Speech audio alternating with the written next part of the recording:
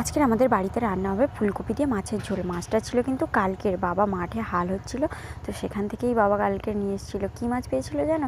ওই কী মাছ যেন, কী একটা মাছ এক্ষুনি, ও হ্যাঁ, গ্লাস কাপ মাছ পেয়েছিল। তো মা ওইটাকে রাত্রে কেটে ফ্রিজে রেখে দিয়েছিলো। তো বাবা এখানে বললো বাগানে একটা বড় ফুলকপি হয়েছে, ওটা দিয়েই মাছের ঝোল রান্না করো। তো দেখলাম যে আমার হাতে দিলে, আমিও তো তোমাদেরকে দেখালাম, তো এত বড় তো রান্না হবে না, ওখান থেকে মাছকে হাফ দিয়ে দেওয়া হয়েছে। তো পাশের পুকুরে দেখলাম বড় বড় শুশনি শাক হয়েছে, সেখান থেকে আমি শুশনি শাক এক চুবড়ি তুলে নিয়ে চলে এসেছি। মা বললো যে ভাজলে তো এইটুকু হয়ে যাবে, তো আমি আর দুটো তুলে নিয়ে আসি।